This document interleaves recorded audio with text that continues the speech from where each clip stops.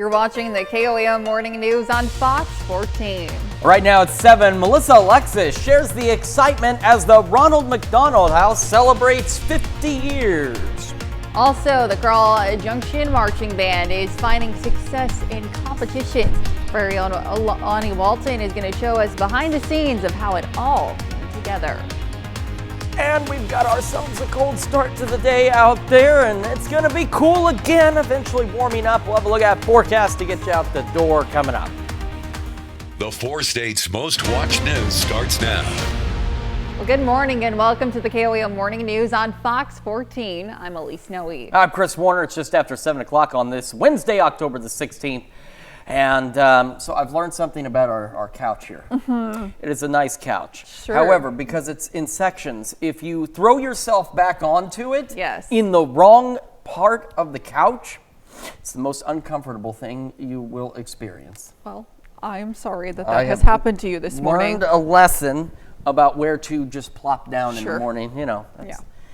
you got to be careful. You Watch really your do. couches, Really folks. do. Watch your couches. You never know what might be hiding in your couch. Alrighty, well, Joplin's Ronald McDonald House Charities of the 4 states hosted a ribbon cutting in celebration of 50 years of global RMHC yesterday. KOAM's Melissa Alexis was there for the celebration and has more. Oh, it was a wonderful celebration. The very first Ronald McDonald House opened in Philadelphia, Pennsylvania in 1974, 50 years ago. Collaborating together, they were able to open that first house in Philadelphia, and 7 families moved in. And today, here at our house here in Joplin, we've served over 3,400 families. Ronald McDonald House Charities of the 4 states in Joplin hosted a ribbon cutting to celebrate 50 years of Ronald McDonald House, making a difference by providing meals and a place to stay for families who have a child receiving medical care at a nearby hospital. You never plan on your child being in the hospital. If you're expecting a baby, you never plan on delivering early.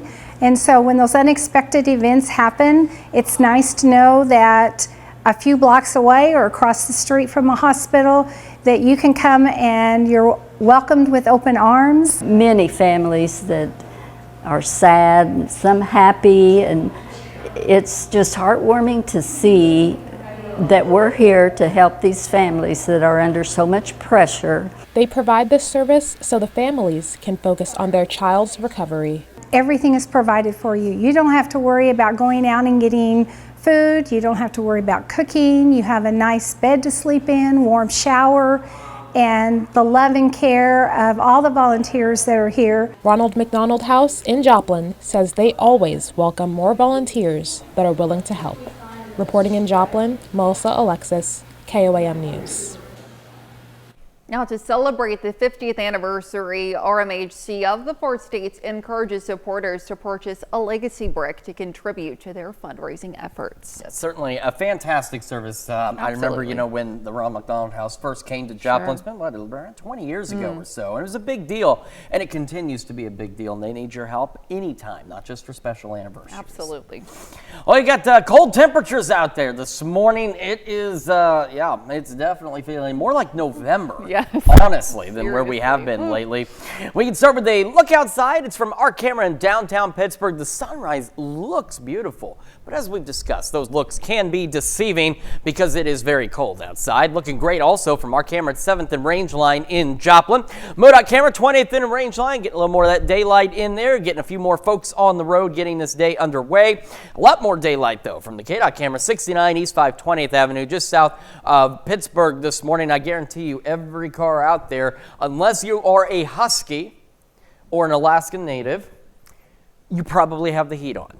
If you just like the cold, then hey, that's your thing. Whatever it is that pleases you. If you like the cold, put the windows down. It's a great day for it because we have freeze warnings. Again, these continue through 9 o'clock this morning, and then they will, of course, expire, and we'll be about the same today as we were yesterday. We're talking mid-50s by the noon hour. The only difference today is it won't be as breezy. Winds will be out of the east at about 5 to 10 miles an hour, but our temperature is almost a carbon copy of what we saw for Tuesday. Again, the only difference is the wind. wind, not an issue. Sunny skies expected out there as well. Take a look at these temperatures though. 30 in Joplin, 28 in Pittsburgh right now, and around the area, again, a very cold start. We got upper 20s and low 30s across most of the region. Bonita now taking the title as coldest so far this morning. Earlier it was Pittsburgh, then it became Neodesha. Now it's shifted down to Bonita, but either way, paint again below normal temperatures. Clear skies as we go through today. Again, will be 10, 12 degrees off of normal for our highs as we go into the upper 50s and low 60s out there. And again, we'll have that east breeze at about 5 to 10. Winds start increasing tomorrow. Fire danger increases tomorrow, and the temperatures begin increasing tomorrow. We'll go over all that and the weekend forecast with you here in just a few more minutes. Elise? All right, see you soon. Well, there's a plea agreement in a Southeast Kansas murder case where a man and woman are both charged. Clint Nebarger of Parsons, Kansas yesterday pled guilty to amend charges in the shooting death last year of Dakota Patton. Now, as part of the deal, the prosecutor is recommending Nebarger receive a sentence of a little more than 24 years in prison.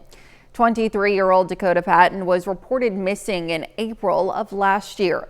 His body was discovered in a field in Neosho County, Kansas the following month. According to court documents, Clint Nebarger was reportedly the last known person to see Patton alive, arguing with him at a gas station over a woman. Now, while Patton was missing, Clint Nebarger and Kimberly Thomas got married. They then traveled to Missouri for their honeymoon. That's where police arrested them both, and authorities originally charged them both with first-degree murder and conspiracy to commit murder. Kimberly is scheduled to appear in court for a hearing later today. Well, a federal judge has formally sentenced a Pineville, Missouri woman in connection with the murder of a pregnant woman in October of 2022. Amber Waterman will spend the rest of her life in prison without parole for kidnapping and killing a pregnant Arkansas woman and her victim's unborn child. Back in July, Waterman pleaded guilty to one count of kidnapping resulting in death and one count of thereby causing the death of a child in utero. On October 31st, 2022, Waterman kidnapped and abducted Ashley Bush, driving her from Maysville, Arkansas to Waterman's residence in Pineville, Missouri. Later that day, first responders reported to an emergency call of a baby who was not breathing. Now, Waterman claimed that she had given birth to the child in the truck while on the way to the hospital. She later admitted the child was Bush's child who died in utero. She also admitted kidnapping Bush in order to claim her unborn child. An autopsy indicated that Bush died as a result of penetrating trauma of the torso, and her death was classified as a homicide. And to be the first to see breaking news, weather, and sports, you can download the KOAM News app. It's available free of charge in the Apple App Store and the Google Play Store. Just search for the KOAM News app. The Carl Junction Marching Band has made strides in the competition world this fall. With several top scores ranging from best performance to best color guard, you might imagine the work the band put in. KOAM's Lonnie Walton takes us to Carl Junction for a closer look at their work and newfound success. Action from the kids at the Valhalla Marching Festival was insane. There was so much screaming. At one point they were all circled around me and singing and chanting, and I literally had my ears plugged at one point in time. Trey Wydell is the band director at Carl Junction High School. Although it's his first year as band director, it's also the band's first year of winning certain competitions. We've had some recent successes this year. We've gone to 2 marching festivals, and we've walked away being the number 1 band that have come out of both of those. Mr. Wydell says the main ingredients to achieve this success is work, and you guessed it, work. If you look at their faces right after they get done with the full run of the show, like they're huffing and puffing, because not only are they, running across the field or marching across the field, but they're, we're asking them to play music on top of that. Color Guard member Evan Davis says band is hard work, but music is his life. Everything means a lot. I just can't imagine myself without it. When Mr. Wydell is unsure, he says he looks to his predecessor for advice. I was fortunate enough to work with Scott Schneider that was here before me for 10 years. he mentored me from the first day that I started here. It was always, hey, you can do these things better. And for Evan Davis, he left us with a few kind words of wisdom when it comes to being in the band. Dress well. Don't mess it up, because if you die of heat stroke, you're not in the show anymore. Reporting in Carl Junction, I'm Lonnie Walton, KOAM News. Well, if you want to see the band in action, you can catch their performance this Saturday at the Maple Leaf Festival in Carthage. And those are our top news stories this half hour. Coming up next, we'll hear from our own veterans first on how you can help this Halloween. We'll be right back, but first, here's a live look from the Pitt State ball fields for National Sports Day. Well, the 37th annual Girard Fallen Firefighters Memorial is set for this Sunday. We have Captain Craig Garrett and Fire Chief Jeff Turner with us this morning to share how you can help pay tribute to those who have fallen and have served. So thank you so much for being with us this morning. Happy to have you both here. Thank you so much for having us. Absolutely. We're very excited for this year's memorial and that. As you said, this is our 37th annual. Long time. The little history behind it, back in 1988, Fire Chief Pete Scales, he went and watched the Kansas City had 6 firefighters that were killed, and shortly after that he decided to start a memorial in that, and that's continued every year in that, and we've continued to grow it. We recognize the national list of that is reported at Emmitsburg, Maryland, and this year we have a actual speaker from Maryland coming in that, so we're really excited for him to be here in that. And unfortunately, we are recognizing 226 names, but a lot of that is people that have been previous, they died in previous years in that. Yes. I believe in 2023 there was 89 firefighters that died in the line of duty. Wow. So they have kind of taken steps to recognize those men and women that have died in the past and that, and honor them in that. So yes, and it's so important that we do that. And talk to me why it's important for the public to come out to this event that continues to grow, to support and to honor those who have sacrificed so much. So it's important to the families in that. We have 21 firefighters dating back to 1911 in the southeast Kansas area that have died in the line of duty. We have a memorial statue in Girard that we got put up in 2018 that recognizes those men that have died in the line of duty.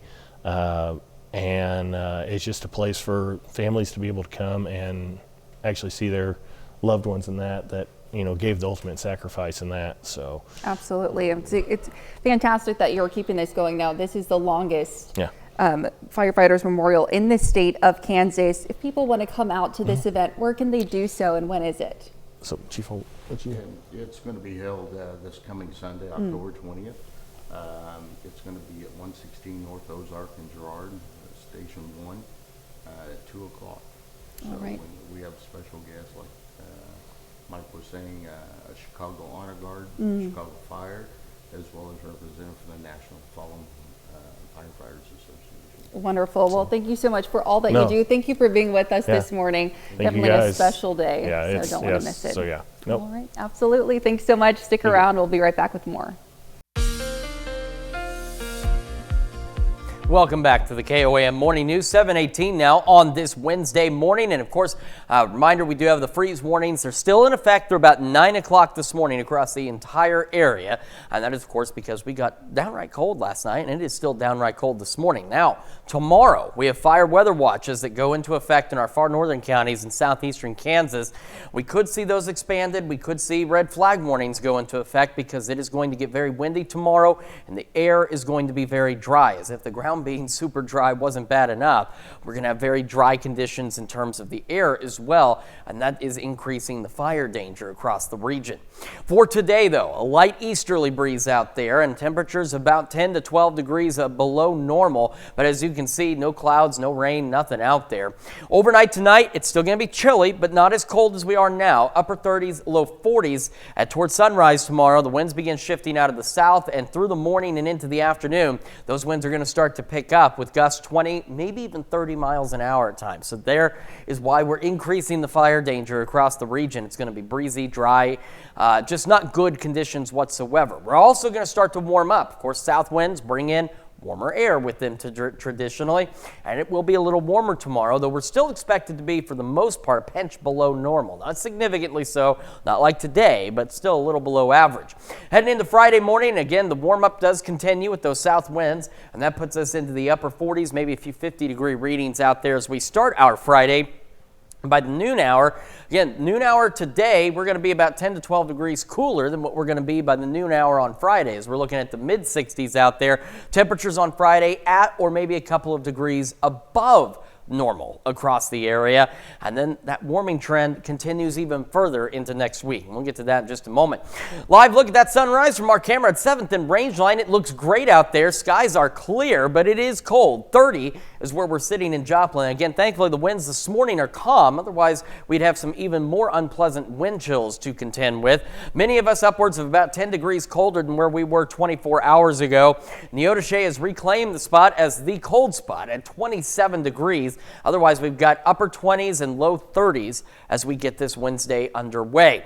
Through the morning, low 30s to start for most of us. Clear skies, low 50s by 11 o'clock this morning. Again, ahead of highs into the upper 50s and low 60s with those sunny skies out there. So about 10 to 12 degrees below normal, depending on where you are out there.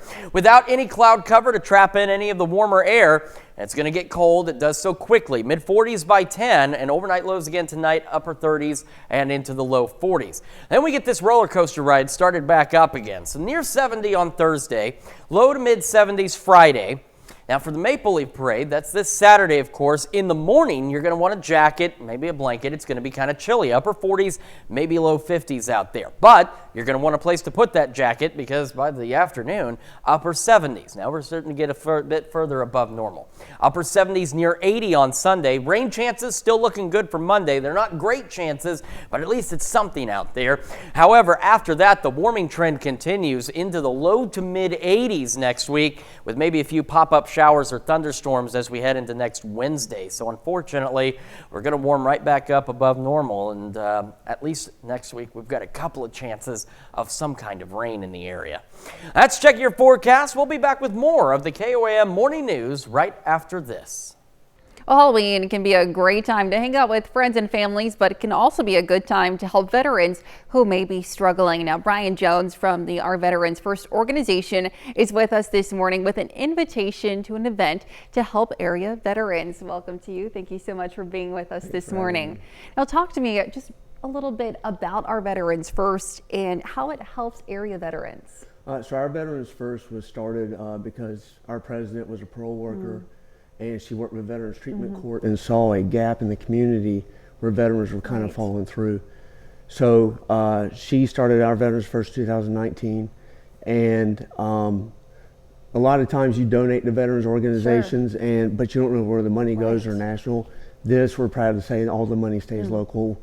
We've helped 32 veterans last year in excess of $15,000. Absolutely incredible. And so Our Veterans First is partnering with the Joplin Elks Lodge this Saturday for a Halloween Fun Night event. Talk to me a little bit about that, what people can expect. Okay, so this is one of our fundraising events.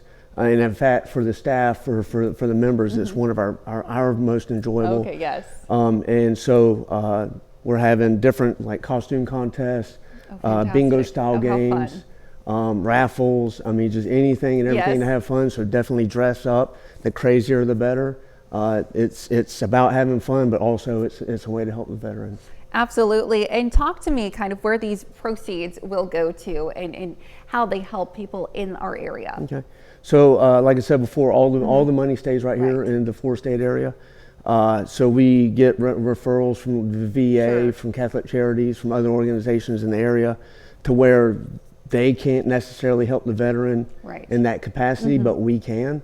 Right now it is monetary, like a zero interest loan to help them out, something impactful in their life, not just, throwing out money. But we have the ultimate goal of creating transitional housing where there's a 2-year program to get them in, rehabilitate them, design a treatment program tailored to them, and by the end of the 2 years, they should be back up on their feet and functional again. Fantastic. Great work there. And for a fun night, it's only $25 to attend this night, and they're getting dinner as well and participate in all those fun activities. So thank you so much for being with us this morning. Sounds like a blast. And we'll, of course, have information on our website later on this morning, KOAMnewsnow.com. Stick around. We'll be right back. The 4 states' most watched news starts now. Welcome back to the KOAM Morning News on Fox 14. It's currently 7:30. I'm Elise Snowy. Well, Cherokee County landowners gather to discuss a proposed solar energy farm in the county. Roughly 100 people filled the Columbus High School auditorium for last night's public forum. The proposed solar farms would encompass more than 3,000 acres in Cherokee County. And Cherokee County Commissioner Lori Johnson says the targeted areas begin near Southeast 10th and Clem Road and continue south and east to the Baxter, Oklahoma state line, along with some acreage on Southwest Boston Mills Road. Now, attendees last night had a chance to ask questions and voice concerns. At a previous meeting, commissioners issued a 1-year moratorium on solar so they could explore options that include regulations and potential zoning. Well, on November 5th, Allen County residents will be asked to vote on whether to approve a sales tax increase. A yes vote would allow a half-cent increase in the sales tax, with funds supporting the operation of Allen County Medical Services. Now, county commissioners say the increase would generate an estimate $1.2 million a year, which would be used to help pay for their ambulance contract. Now, that contract is expected to be $2.2 million this next year. The Allen County Commission says that if the sales tax is approved, they will lower property taxes in the county. We're just trying to figure out how can we take it off of the property tax and do it someplace else. The reason, the beauty about the sales tax is that not only do folks that live in Allen County pay for it, but anybody that comes into Allen County and buys services and goods gets to help pay for that. Some Allen County residents say while they want to support EMS, they still have concerns about the sales tax and the potential for an overall increase in taxes in the future years. Well, the Greenbush Education Service Center in Girard, Kansas hosted a career exploration for students yesterday. 8th and 10th grade students from 4 area school districts were able to participate in hands-on career exploration and real-world learning experiences. This is going to be a learning curve for them. They're going to see that life is full of expenses, and more than anything, we want students to feel connected that the work they're doing in school does matter in their financial future. The students also participated in career chats with local experts from diverse fields and learned about how their online presence leaves a lasting digital footprint. Now let's check in with Chris for a look at the forecast. Yeah, we've got a cold start out there. Looks nice, but it is very cold as we get this Wednesday underway. Nice view of the sunrise from our camera in downtown Pittsburgh, and another nice view from our camera at 7th and Rangeline. Of course, the sun hiding back behind the trees there. We'll head down to the MoDOT camera, 20th and Rangeline, looking good. A few more folks on the road, guaranteed just about everyone out there probably running their heat. Same from the KDOT camera, 69 East 520th Avenue, just south of Pittsburgh. Freeze warnings again continue through 9 o'clock this morning across the entire area because it is still very cold out there, and it will remain that way for a little bit. We'll eventually make about the mid-50s by noon. Not nearly as breezy today. Winds east at about 5 to 10 miles an hour, but our temperatures today still 10 to 12 degrees below normal. But as you can see on Future Track, no clouds, no rain. Nothing out there for us today.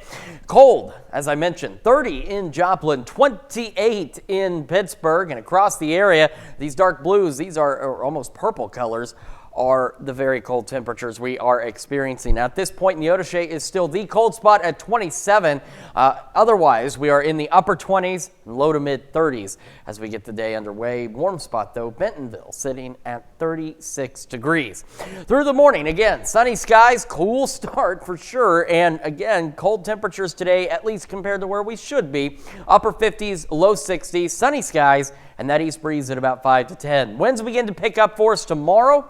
Temperatures begin to pick up for us tomorrow as well. The wind's increasing apparently here in the studio. Elise just lost all of her papers. And we're also looking at very dry conditions tomorrow. Temperatures continue to rise into the weekend and next week. We'll go over those details with you in the full forecast here in just a few more minutes. Elise? All right, thanks, Chris. And that's a look at our top news stories coming up this half hour on the KOEM Morning News. A Connecticut man is recycling old propane tanks for jack-o'-lanterns. We'll be right back, but first, here's a live look from the ball fields on Pittsburgh State campus.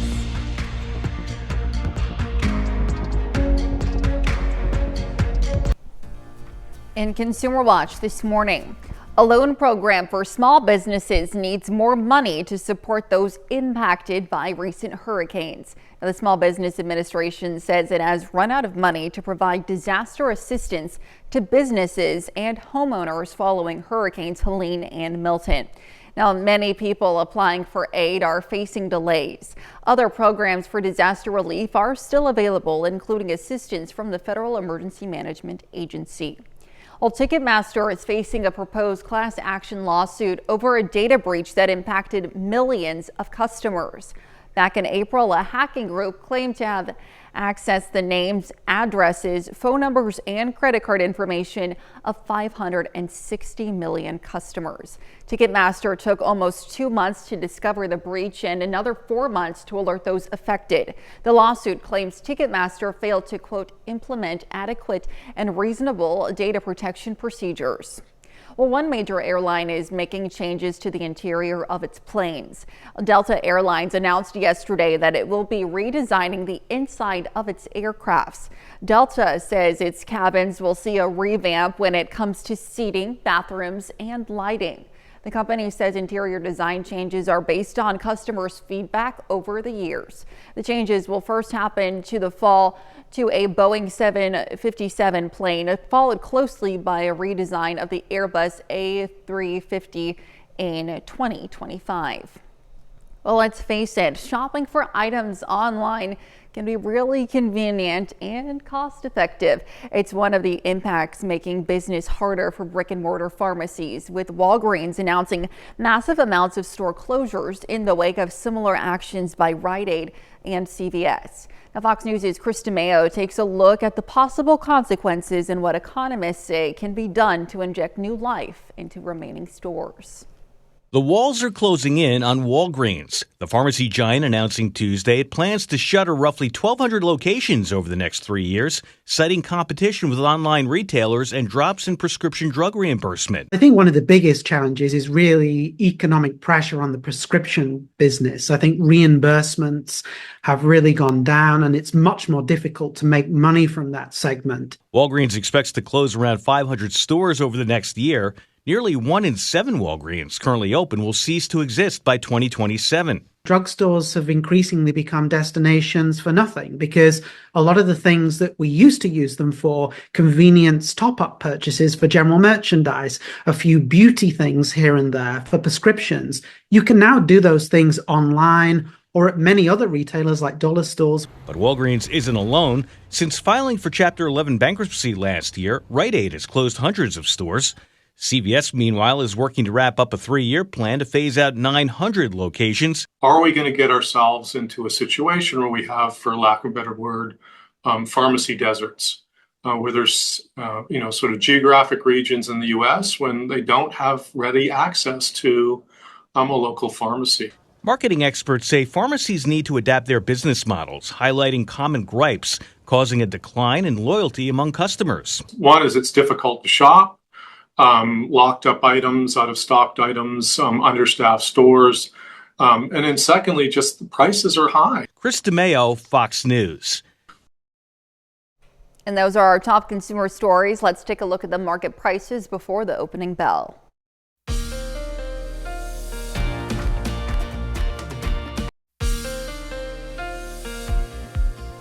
Welcome back to the KOAM Morning News. Now 7:43 on this Wednesday morning. Again, a reminder, we do have the freeze warnings. They continue through 9 o'clock this morning because even as we speak now, we're still many locations at or below freezing.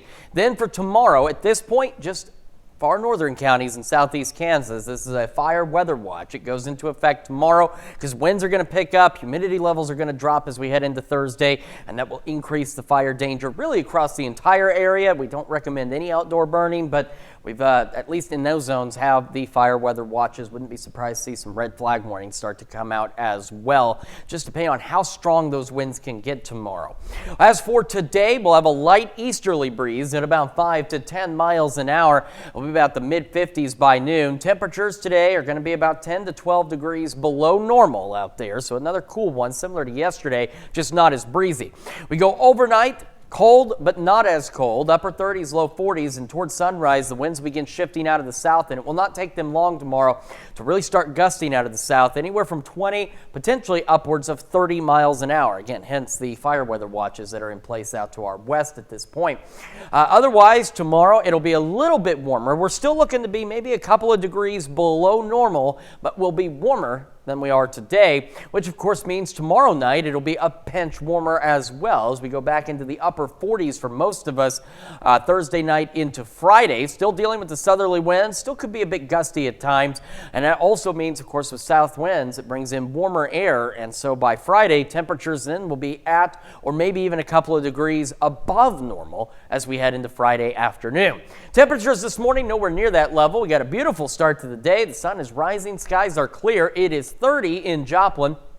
Winds are calm, and that's the good thing. If they were breezy like yesterday, these wind chill values, which we don't have any now, would be relatively uncomfortable to say the least, considering how warm it's been here lately.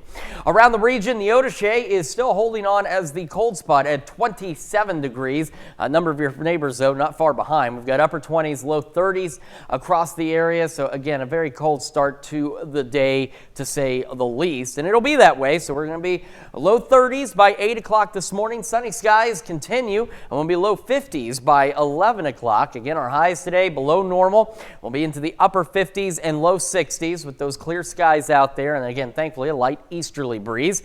Heading into the evening, there's no cloud cover. Therefore, there's nothing to keep any of the warmer air in. So temperatures start to have a sharp fall off. Mid 40s by 10 o'clock. Overnight lows tonight again, upper 30s and low 40s. And then over the next 10 days, temperatures are really going to start to increase. Now, it's a slow increase, but they will work their way back up to above normal levels.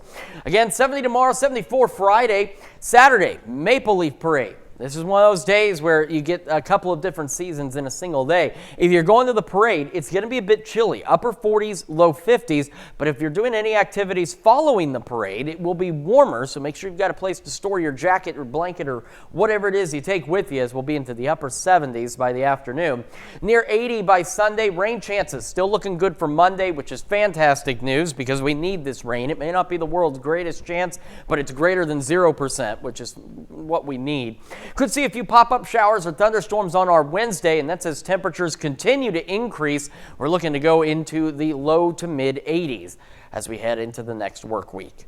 That's Check Your Forecast. We'll be back with more of the KOAM Morning News right after this. Well, Halloween is just a few weeks away and the decorations are going up already, but some store-bought items don't last very long, and traditional pumpkin jack-o'-lanterns eventually rot and have to be thrown out.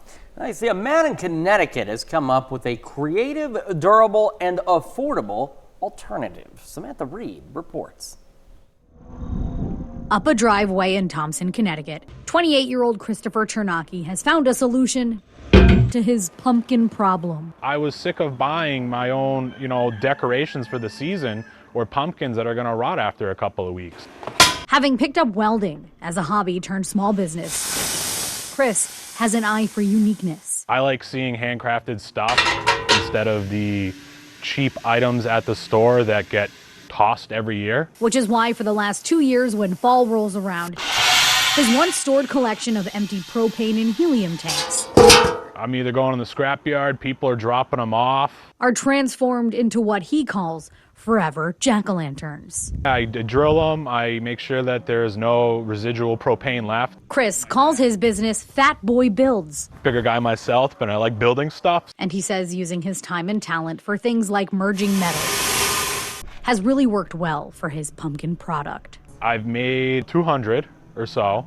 So I sell them at like community days downtown, craft fairs. I go to swap meets and sell them as well. The faces are freehand. Everybody likes a different one. And there's all different kinds of designs that are constantly transforming. I leave them as is for people to spray paint and color them how they want. I also do custom orders. All of them at a reasonable price and a decoration that will last decades. The propane tanks are $45. Depending on size, it goes up a little bit. I also have helium tanks. They start at about $20. Chris says people are usually amazed he's taken a hazardous material, making it safe and spooktacular. The kids blow up. Their faces blow up every time they see them. And for him, it's fueled his creative fire. The most enjoyment I get out of it is driving around town and seeing the actual jack-o'-lanterns on people's porches, because I know that's my work. Now, Ternacki says one of the things that makes his work rewarding is the reaction people have to his spooky creations. Well, he certainly did a gourd job. Okay. Okay, we're rocking with that this morning still? Okay. Go do your weather. No, they look pretty cool. They need to paint them orange, though. All right? A little orange, yeah. And you're welcome. Yes. Let's take a look real quick. We still have the freeze warnings for about another hour and 8 minutes across most of the area because it's still pretty cold out there.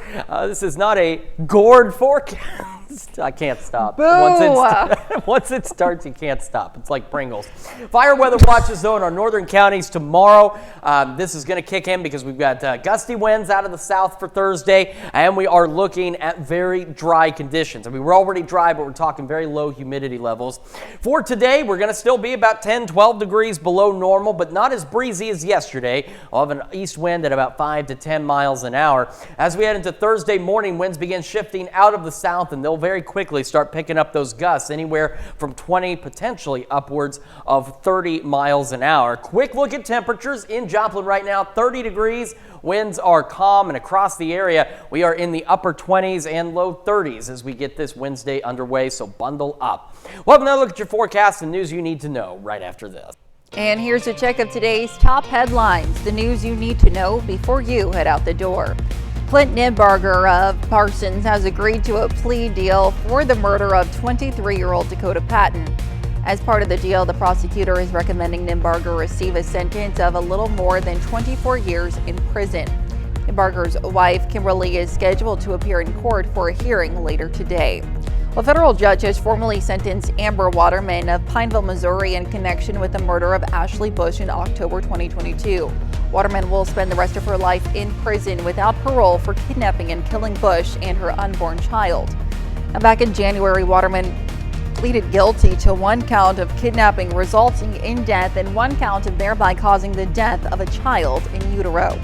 And Cherokee County landowners gathered to discuss a proposed solar energy farm in the county. Solar energy has become a hot topic in southeast Kansas, with residents in Bourbon County also at odds over the potential for solar farms in their backyard. The proposed solar farms would encompass more than 3,000 acres in Cherokee County. And we've got a cold start to the day. Temperatures below normal as we go into the upper 50s, low 60s. Clear skies, east breeze about 5 to 10. Clear skies continue through the evening hours, and cold but not as cold as we fall back into the upper 30s and low 40s out there. Warmer, breezier tomorrow, low 70s, mid 70s Friday, heating up into the weekend. Rain chances Monday and Wednesday, and temperatures next week once again back above normal, 10, 12 degrees above normal, going into the low to mid 80s. Talk about a roller coaster ride of temperatures. Certainly, wow.